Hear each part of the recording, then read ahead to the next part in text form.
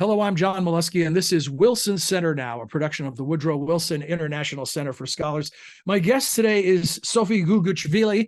She will join us to talk about an interesting new project that her program is working on. She's a program associate with the Science, Technology, and Innovation program here at the Wilson Center.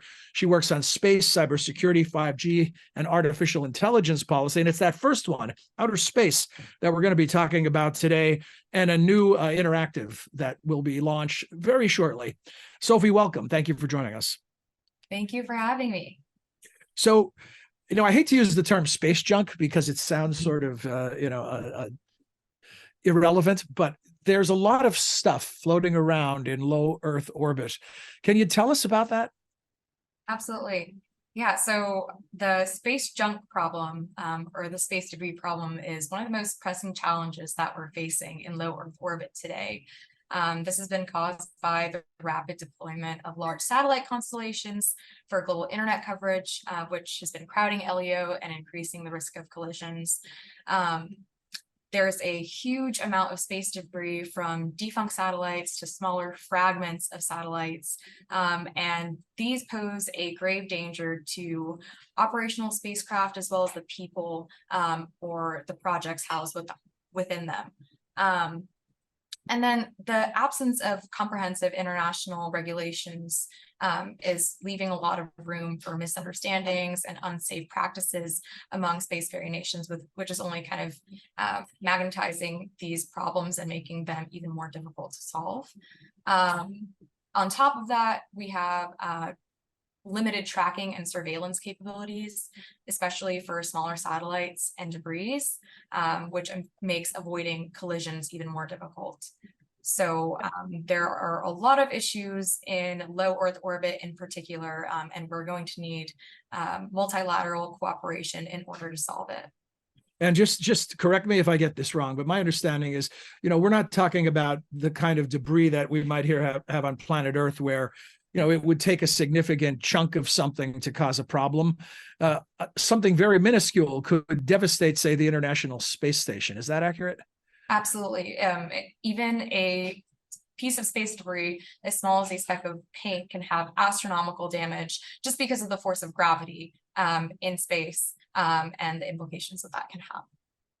And who is crowding up or junking up low Earth orbit? Is it private companies, the government, some combination of the two? Well, John, as you know, since the dawn of the space age, space is no longer limited to wealthy spacefaring nations, but it's also opened up to private actors and citizen scientists who are launching CubeSat projects, and a ton of different non-traditional, unorthodox actors.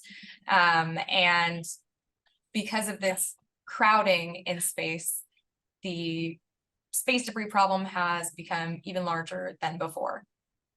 So if an old satellite needs to be replaced, it still stays in orbit, the one that's being replaced, then how long does it stay there? So the technology to remove space junk does exist, and that's been spearheaded by some really incredible private companies and startups doing great work in the space. However, what we are lacking is the international coordination that it takes to remove space junk from orbit.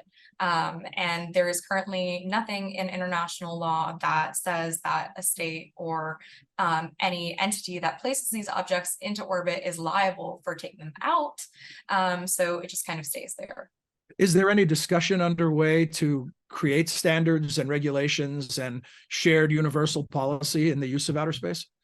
There certainly is.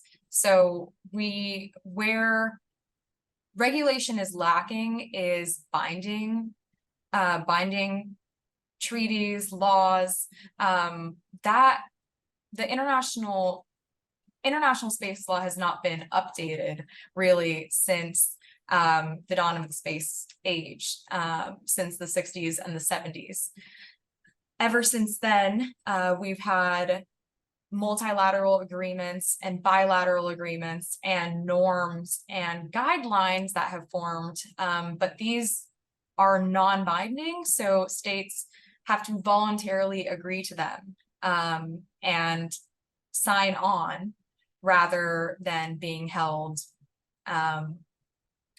Accountable, yeah. Yeah, So, so what?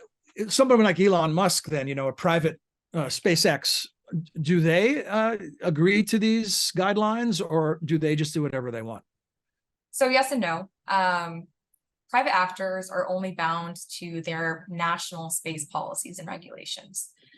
So while US space companies are bound to US space policies and regulations, Chinese space companies are only bound to Chinese space policies and regulations, and so on and so forth. And as you might imagine, those types of activities can look very different and still technically be legally sound based on how different countries and different state governments operate in space. So interpretations of principles such as the use of space for peaceful purposes and free access can actually be weaponized by nations such as Iran and North Korea, who've made their nuclear ambitions very clear to shield their questionable activities. So this is just one example of the way that space law can be molded to fit whatever government's national security priorities are. So with the problems that you've described and the challenges because of the lack of agreements and regulations and policies, is there a sense of urgency that we need to move on this sooner rather than later? There is definitely a sense of urgency, just because there is a limited amount of space in space, and before long, I think the risk of collision is going to continue to get bigger and bigger. And we've already had multiple collision scares that could have real life implications. So the ISS, for example, has actually had to maneuver out of its traditional orbit because of space debris that was coming in its direction. But the important thing to note is that not all spacecraft are capable of maneuvering, and they have not all been built to do that. So we need to take that into account when designing new spacecraft, new satellites, and also regulations and governance frameworks need to be cognizant of the limitations of certain space vehicles. And we're all reliant on this technology. I mean, you and I are communicating via a platform that is on the internet, which is supported by satellites. And so this is nothing we can just choose to ignore if we don't happen to own SpaceX.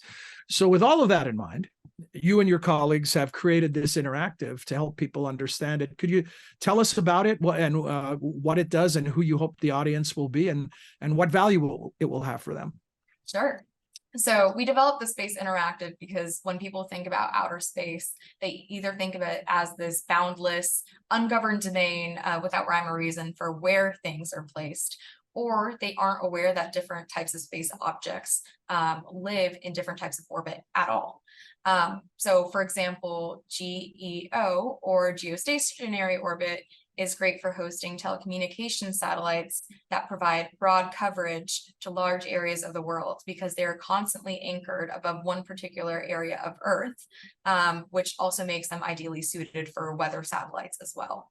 And on the contrary, LEO or low Earth orbit is better suited for telecommunications for high density populations. Take a New York City or a Washington, DC, because they offer lower latency due to how much closer they are to Earth than geostationary satellites.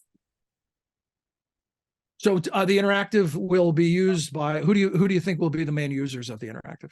Our goal is for any space lover to be able to explore and journey through each of the orbits that host different types of satellites. And when you enter each orbit, you'll be able to kind of navigate some of the key examples of satellites or spacecraft that live in each of those orbits.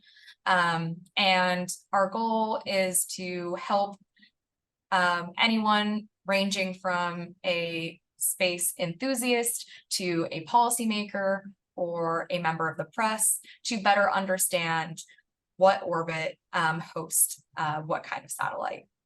And I was privileged enough because of our discussion to get a sneak peek at the interactive. And I think it's, as a visual learner, I loved it. I loved it. And so I tell our viewers, by the time you see this or shortly thereafter, it will be available to you as well. And the way to find it is to come to wilsoncenter.org and go to the Science, Technology, and Innovation program. There's a tab at the top of our website that lists all of the programs, and you can head there and you can find this new interactive we've been talking about, and also other work from Sophie and her colleagues at STEP, as we call it at the center. Sophie, thank you for joining us today. Congratulations on the new project. Thank you so much, John. Really appreciate it. Our guest has been Sophie Goguichvili.